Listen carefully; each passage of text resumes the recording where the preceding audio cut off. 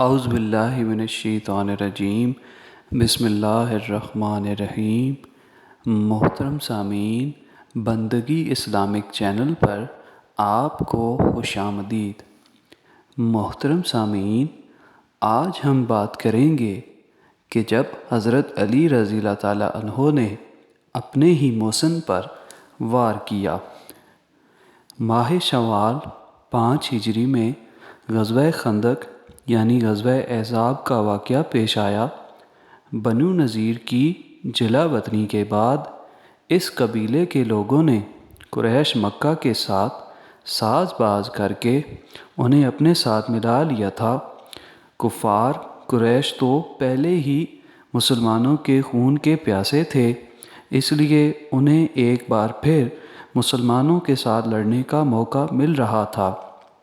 اس حوالے سے جنگ کے لیے یہود اور قریش باقاعدہ ایک معاہدے کے تحت شریک ہوئے تھے۔ اس معاہدے میں یہودیوں اور قریش نے یہ فیصلہ کر لیا تھا کہ مسلمانوں کو جنگ کر کے مدینہ سے نکال باہر کیا جائے۔ اس تحریک کے بعد کفار قریش مکہ سے مدینہ کی جانب روانہ ہو گئے تھے۔ قریش حبشیوں اور یہودیوں کی اس مشترکہ فوج کی تعداد 10,000 تھی، لیکن ان کے مقابلے میں صرف 3,000 مسلمان مجاہدین تھے۔ مسلمانوں کو جب اس امر کی خبر پہنچی تو نبی کریم صلی اللہ علیہ وآلہ وسلم کی رہنمائی میں انہوں نے اب کی بار مدینہ ہی میں رہ کر دشمن کا مقابلہ کرنے کا منصوبہ بنایا، اور پھر حضرت سلمان فارسی کے مشورہ کے مطابق مدینہ کے اطراف میں خندق کھود لی گئی۔ مسلمان مجاہدین نے قریباً 740 گز لمبی، 10.5 فٹ گہری اور 13.5 فٹ چوڑی خندق کھود کر جغرافیائی نقطہ نظر سے مدینہ کو محفوظ کر لیا تھا۔ محترم سامعین، مدینہ کے گرد اس خندق کے حوالے سے جب قریش مکہ پہنچے تو انہوں نے ایک نئی ہی صورتحال دیکھی، لیکن اس کے باوجود اہل قریش نے خندق کے قریب آ کر اجتماع کر لیا۔ مسلمان اس خندق کے اس پار ہمہ وقت اپنی حفاظت کرتے رہے اور دشمنوں کی فوج بھی محاصرے پر ڈٹی رہی۔ قریشی لشکری گھوڑوں پر سوار ہو کر خندق کو پار کرنے کی کوشش کرتے رہے۔ ایک مقام سے خندق کی چوڑائی قدرے کم تھی، اس لیے وہاں سے کچھ قریش عبور کر کے ایک پہاڑی دلدل میں پھنس گئے۔ یہ دیکھ کر حضرت علی رضی اللہ تعالیٰ عنہ مسلمانوں کی ایک جماعت لے کر ان پر حملہ آور ہوئے اور خندق عبور کر کے جس کنارے پر کفار نے قبضہ کر لیا تھا اسے لڑ کر ان سے واپس لے لیا۔ محترم سامعین، کفار کے سپاہیوں میں ایک عمر بن عبدو تھا۔ عمر کو عربوں میں 1,000 آدمیوں کے برابر طاقتور سمجھا جاتا تھا۔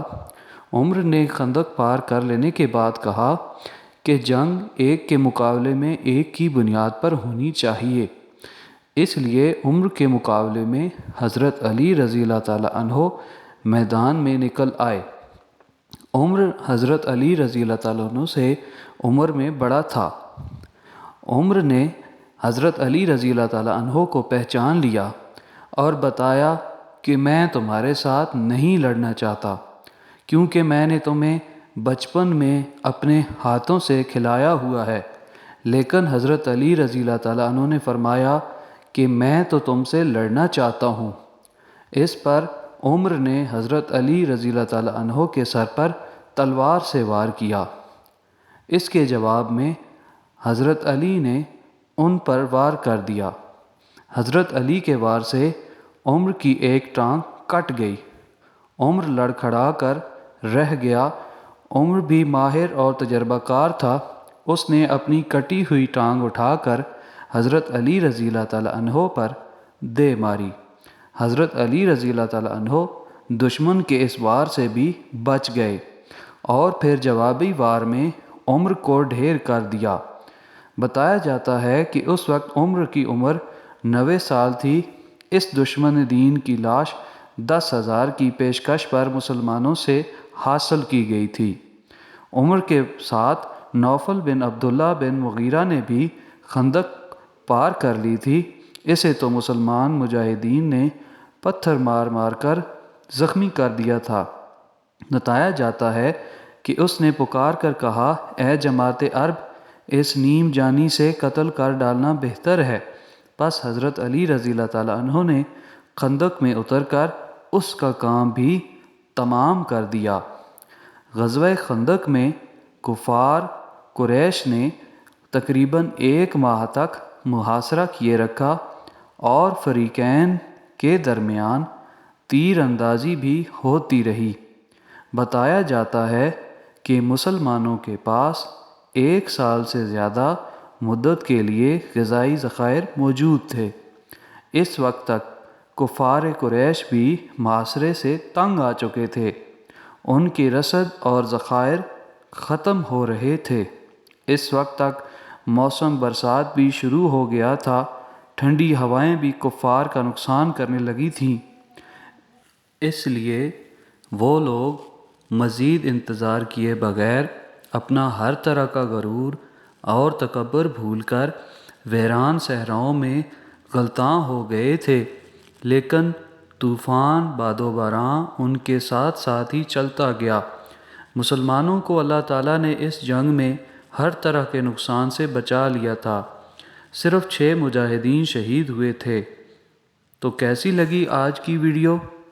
اگر ویڈیو پسند آئے تو بندگی اسلامک چینل کو لائک کریں، سبسکرائب کریں، دوسروں کے ساتھ شیئر کریں اور کامنٹ سیکشن میں اپنی رائے کا اظہار ضرور کریں۔ جزاک اللہ۔